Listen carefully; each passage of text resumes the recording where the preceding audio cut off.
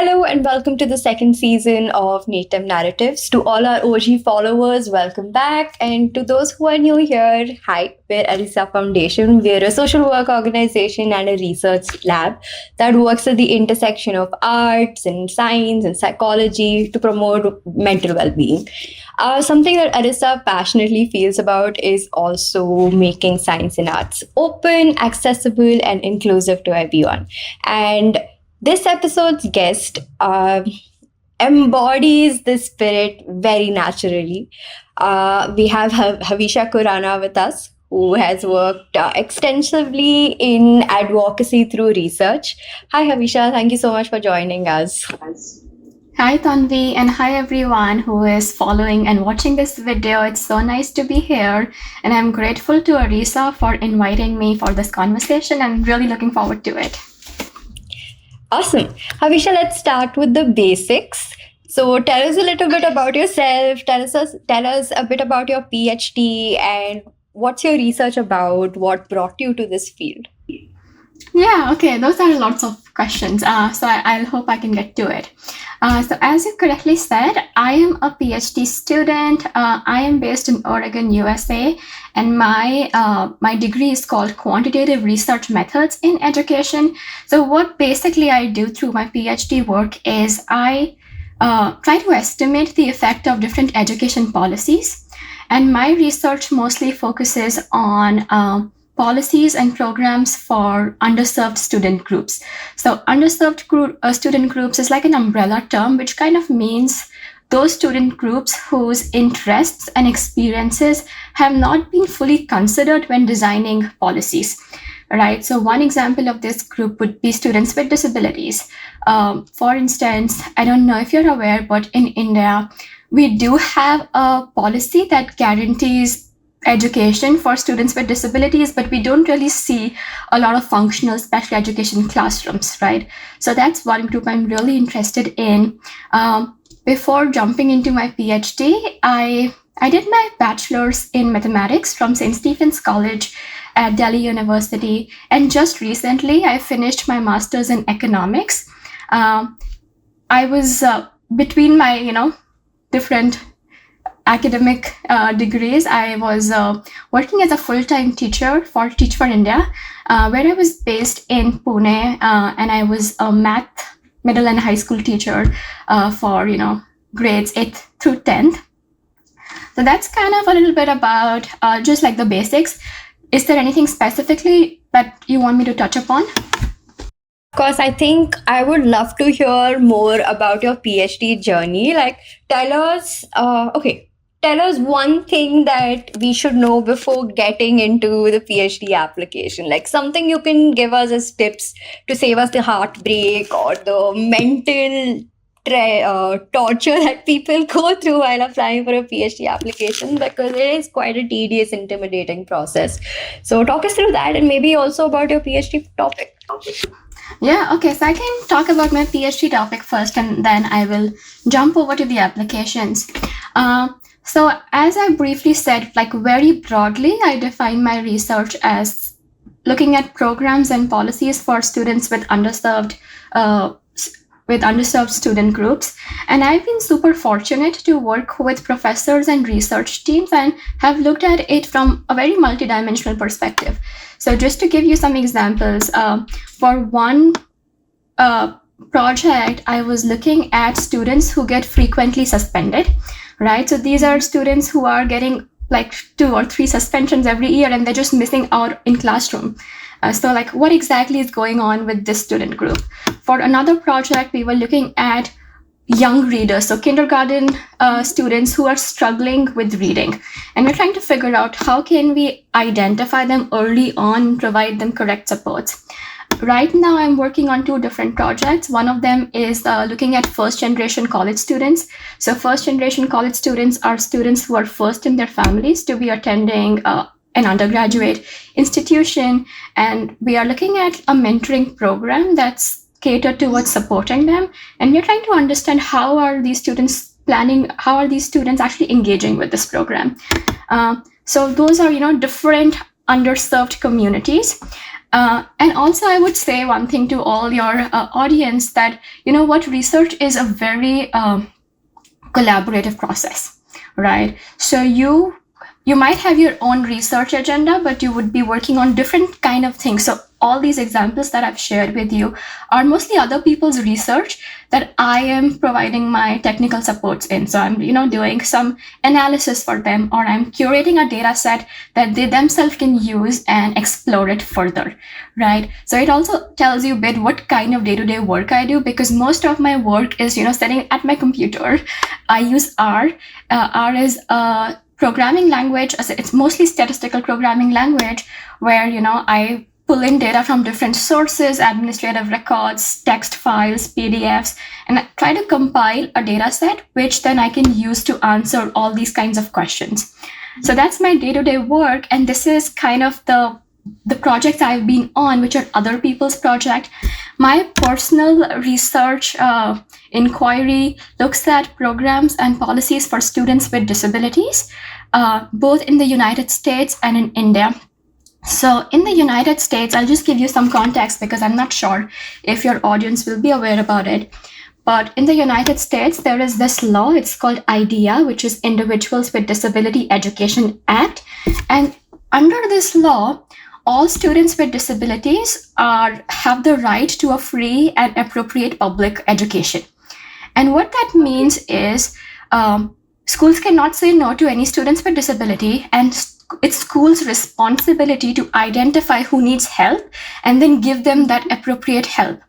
And to actually achieve this, schools get a lot of money from state. However, the fuzzy thing is that there are 50 states in the United States, and everyone kind of decides their own policy to give out this money. So I created a quick visualization to show you this. Let me just pull it up. So if for those who are looking at this map for the first time, this is how United States look. And this is Oregon. This is where I'm based. I go to University of Oregon. And what you see is one of, different states have different policies through which they assign money to their schools. And there are 6 different policies that states can choose. So what my research looks at is which of these policies is better at ensuring equity, right? For instance, you have this reimbursement policy, which is basically whatever schools spend on education for students with disability, all of that money is given back to the school from the state. That's reimbursement. But like a single weight is, say a school gets $100 for each student.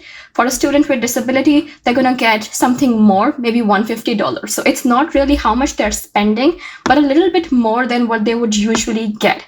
So I got really fascinated into finance policies, and I wanted to study, how does each of these different policy affects equity, like how much money do schools get, how are they using it. So that's kind of the questions I'm dabbling with in one of my research inquiries.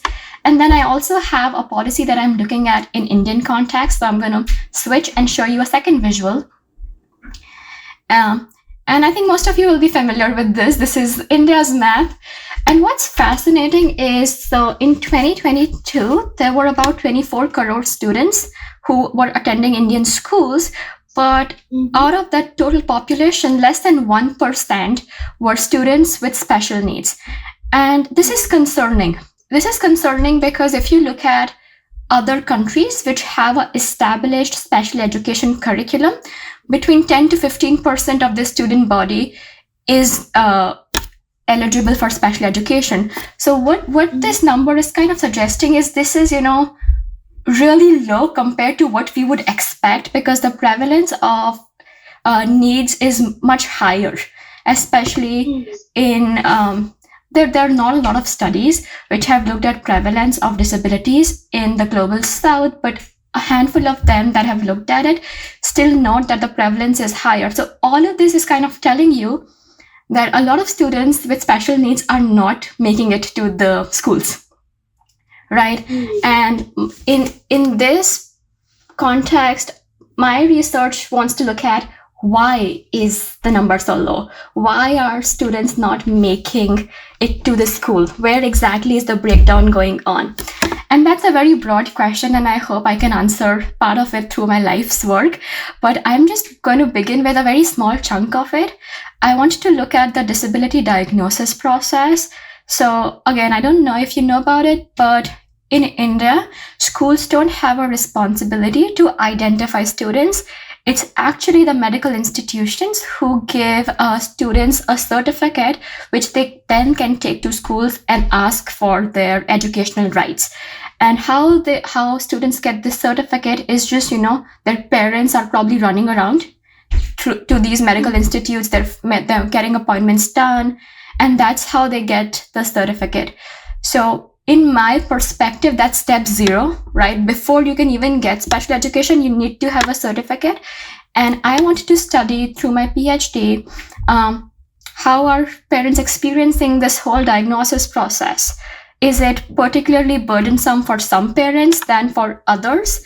What are their experiences? What motivates them to even go through this process? And what kind of barriers do they face?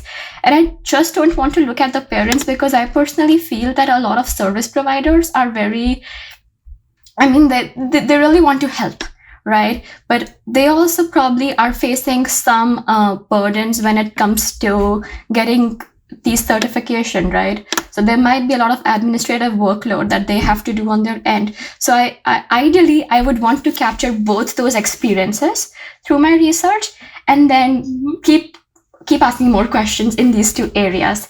So very kind of longer description of my research interests. Next, moving on to why I got into it. I think I'll have to travel back a little in my life's journey to answer that. So through my undergraduate, I was extensively volunteering. I was part of 3 or 4 different organizations, and I think I was kind of volunteering like 10 hours per week for them for like 3 to 6 months or so. So I was always like, for some reason, that volunteering work gave me so much fulfillment and satisfaction than sitting in a classroom and learning math. And so when my undergrad was over, I decided I want to continue this, and maybe I want to take a more full-time volunteering work. And that's how I joined Teach for India. So for people who don't know, Teach for India is a 2-year teaching commitment where they place you in one of lower resourced schools. So this could either be a government school or a low income school, which was in my case. I was in school which is in Pune. And wow, that was just an eye-opening experience. Anyone who is thinking about going to Teach for India, I do want to tell you, it's difficult. It's difficult and it's heartbreaking. And I think anyone who does social work will realize that there are 2 things that come with doing social work. One, the work is never over. You're just, every waking hour, you're thinking about it. You're thinking about your students. You're thinking about the community. And the second thing is, there is this deep sense that whatever I'm doing is not enough. Like, it's not going to take them out of this situation. What I'm doing is maybe a very little part of it.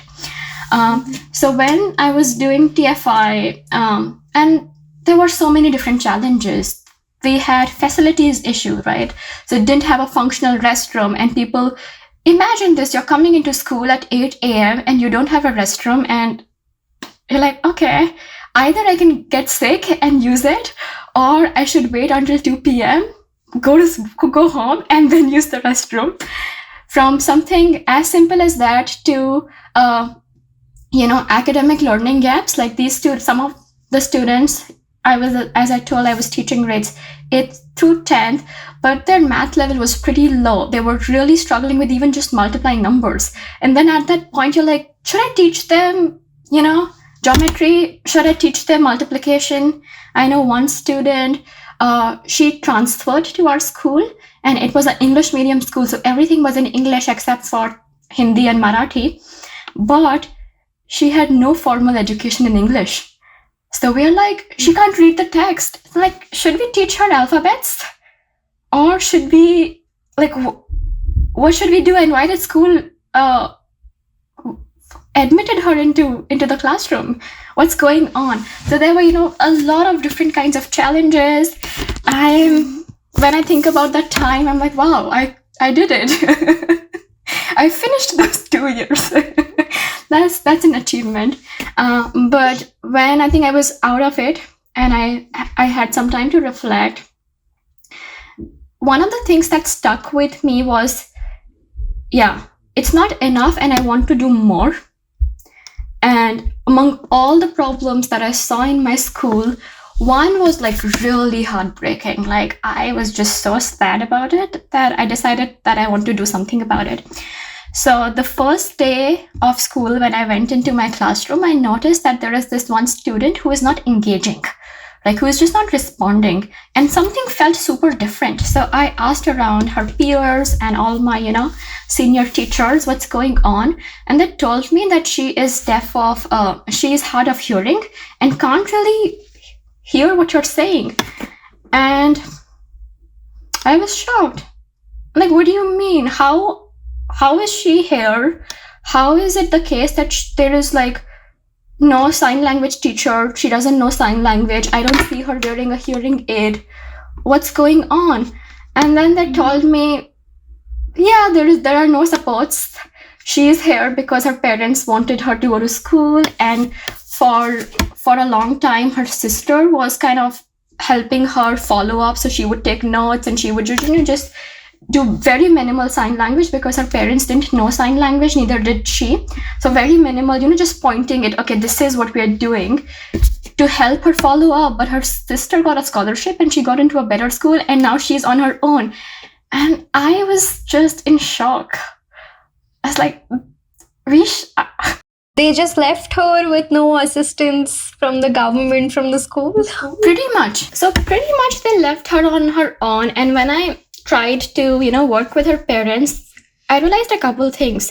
So first, I think this happened. So she was not born hard of hearing. This happened somewhere in her early childhood, around 2 or 3 years of age. And at that time, her parents got a lot of tests done, but they never really got a certificate. So even though she was hard of hearing, there was no documentation that she has a disability. And because she doesn't have a certificate, no one is obliged to give her any accommodations, right? Then when I spoke with the parents, I also realized that they had this, sense of a little bit of denial, right? No, she's fine and she can follow us. But also with the parents, I went to 2 or 3 different schools which are special schools for students who are hard of hearing. And the thing is, both of them were residential schools, and those were like students whose kind of parents left them there, and then the school is taking care of them. And so the parent of this particular child, I think one of the things they were super afraid of is they don't want to leave their child. They're like, we love her so much, we don't just want to send her to a school, and we can't figure out a way to give her the right education where we are, where she can live with us and stay with us. So there were like a lot of factors. And you know what? One of my biggest accomplishments to Teach for India is, so when this student was in 10th grade, the school kind of said her, no, you cannot sit for board exams and we will not let you register because that's going to bring our scores down. And then her parents were in shock. They're like, what do you mean you can't do that? And at that time, I helped them get her a disability certificate so that the school cannot deny her the right to sit for the exam. But I feel it was something. It was not enough, but it was something. But that kind of put me on this track that I actually want to understand policies and programs for students with disability. And that was just one example. When I was teaching more, I realized that there were at least 6 to 7 students in my classroom who had learning difference. So no matter how much effort they're putting in, they're still unable to identify letters and words and making the spelling mistakes, and cannot, some of them were unable to retain whatever they're reading for longer. And, it was like some indication they do have some learning difference, but it's just unfortunate that we didn't have the bandwidth to identify or support them.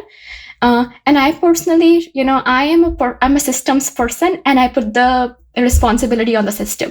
And like the system is so fractured that it's so difficult to get support for these students.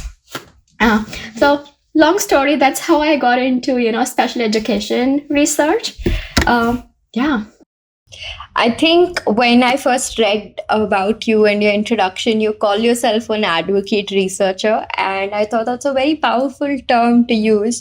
And rightfully so, the work you are doing is quite impactful. And I'm very glad that there are people doing things like this and looking out for students. As someone who is so deeply committed to advocacy and truth telling, how are you navigating with the policy changes in academia and the effects of politics on funding and grants and just research in the US right now or in the world in general? Yeah. That's a great question. And I think so. I'll give you two answers to that.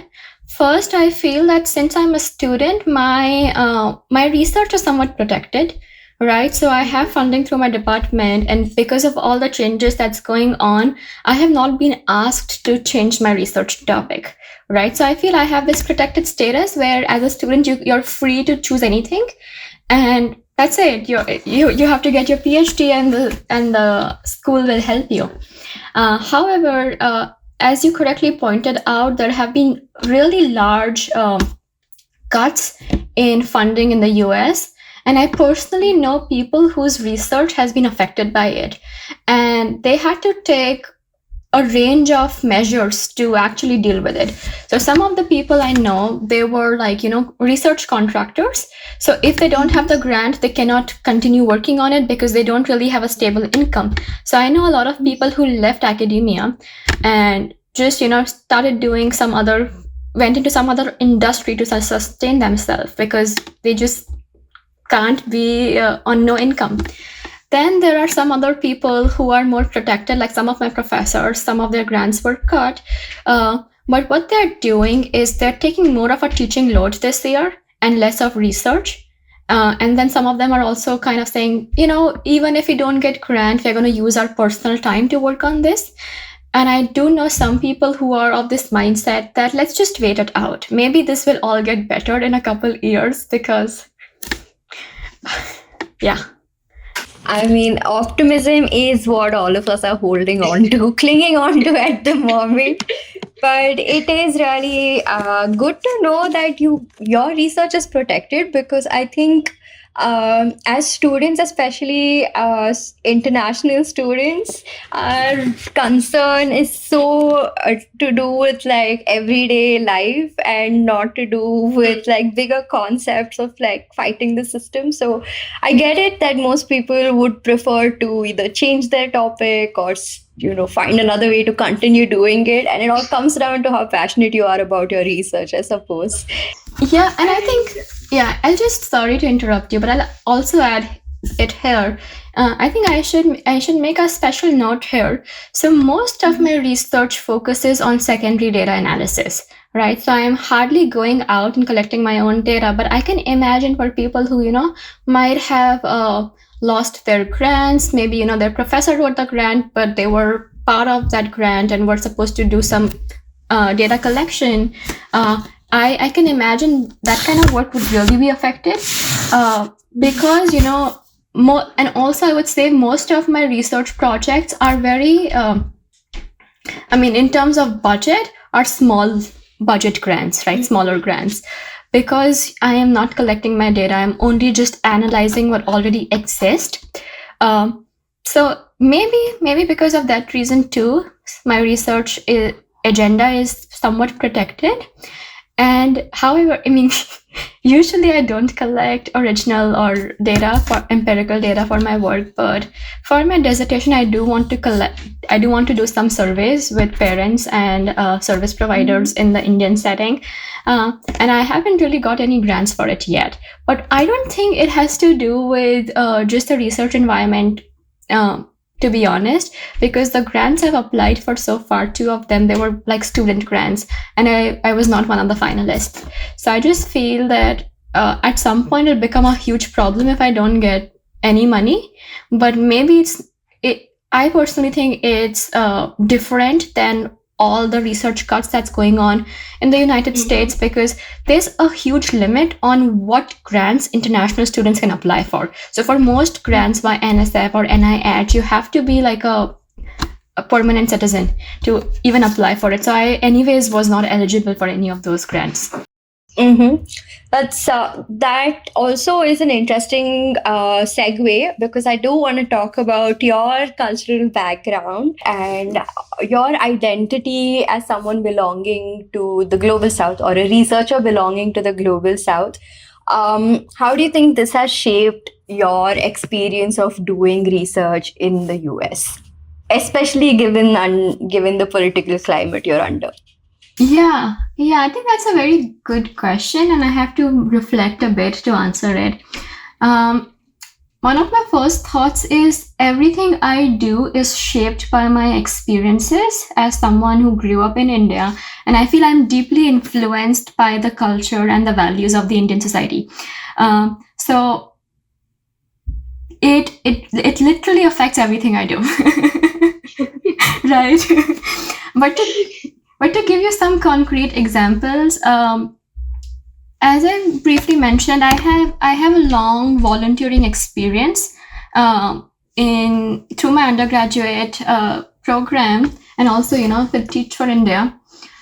And one of the things that I remember from all these experiences is, so if anyone is looking for volunteering, I would highly recommend 2 organizations. There is this organization called Youth Alliance of India and another organization called Katkatha. And I just loved both of them. And they were like deeply impactful and meaningful for me. So sorry for that tangent. But through working with these organizations, I learned I imbibed some values which has really helped me with research. So one of them is, you cannot be an outsider and try to fix the community, right? You have to get in there and try to understand and respect diverse voices and try to inculcate it in your work. And that is something which has stuck with me. The other thing was, I remember, they're saying all the problems are complex problems and you can't solve it in a day. Like if you're picking up a topic, give it 10 years of your life, because that's kind of the time span you need to actually do anything about it. So whenever I think about my research agenda, I'm like, 10 years of my life, I want to do this. And then maybe I will shift. But one that has been really personal is, they kind of told me a couple things. One, just because you're working for an underserved group doesn't mean they owe you anything. Right? They should not be thankful that you're coming and fixing it for them. And it should not come from a place of sympathy. It needs to be driven by love and service. And I think that is how I try to think about research. Whenever I'm thinking about students with disabilities, I'm like, I am not sympathizing with them.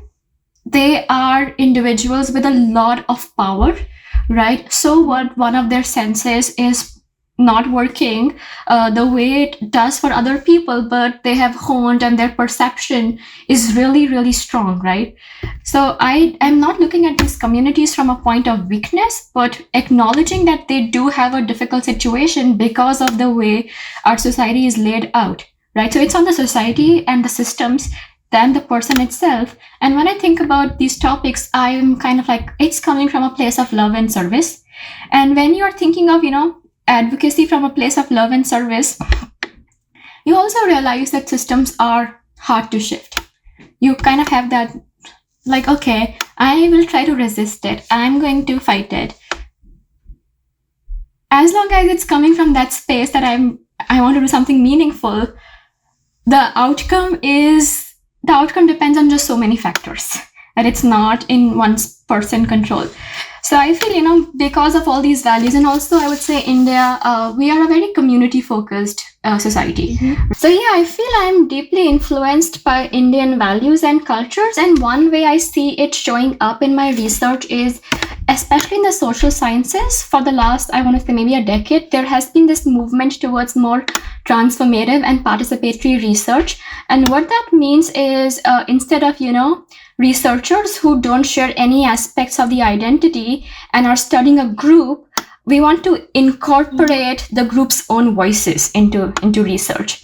So I feel when I am with my peers and we are getting introduced to this topic, it comes more naturally to me, like this whole mindset. I'm like, yeah, that makes sense, and that's how it should have been done. But I see a lot of resistance from other people who were probably, who are from here. Not all of them, right? There are some people who think that's the right way, but others who are like, really? So I feel some resistance when these new ways of research is being discussed in my classrooms. So maybe that's one way my cultural background shows up in my actual research. Yeah. That was so well put, Havisha. Thank you so much for sharing this. It's lovely to see that you put a bit of yourself into all your research and you're representing India in the OG way possible. But I think we've come towards the end of our podcast. And before we end, I want to ask you something slightly less academic and intense and heavy, like our conversation has been so far. And I want to ask you, and be very honest with me, if you could do any research or if you could work on a research project without any sort of limitations, hesitations, or roadblocks, something that is fully funded and in a bubble presented for you, what is one research topic that you have put off and you would like to explore? Yeah. So, wow, that's like a researcher's dream come true, right? If you have lots of money and you can do anything. And to be honest, for me, it will be like a research project based in India for special education. And the project I briefly talked to you about, it's kind of still in the dreaming phase, right? Because I have not really started working on it. And a bit of it depends on whether I get enough money to actually survey parents. Yeah, fingers crossed. But if I have unlimited money, I feel I want to take a multi-stakeholder perspective on the disability diagnosis question, right? So incorporate parents' voice and like what's going on their end, what kind of barriers they're facing. Incorporate service providers' voices, like how are they helping parents, or maybe roadblocking it for them in some ways or the other. And I would also assume there are a lot of local actors who kind of facilitate this navigation for parents, right? So it could be NGOs, could be local leaders who are really passionate, and kind of what's going on their end. And at the center of it is the child, right?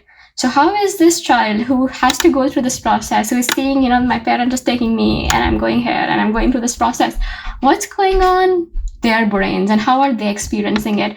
So yeah, if I have enough money and enough people that I can hire to be able to tackle all of this, I would like to take a multi-stakeholder perspective on this question. I can see the joy in your eyes when you're talking about this, about like organizing all of it and planning it. I really hope that this comes true for you, and you do receive funding and everything works out fine, and we do wait out this bad period in academia. But thank you so much, Havisha, for joining us today. It was such a lovely conversation. It's always great to talk to people who share passion towards share their passion with us when it comes to accessibility and inclusivity in science and arts. And it's lovely to see a fellow woman in STEM doing so wonderful. So thank you so much for joining us today, Havisha. Yeah, awesome. I would just correct you. I'm like a fellow woman in social sciences. Though I do a lot of mathematical modeling, I am technically a social scientist. Science at the end of the day is what I would argue. Yeah. But love to see women doing so well. So yay. And thank you again for joining us, Havisha. And thank you to everybody who joined in on this episode and listened to us, two really passionate people about accessibility, talk a lot about inclusivity and disability.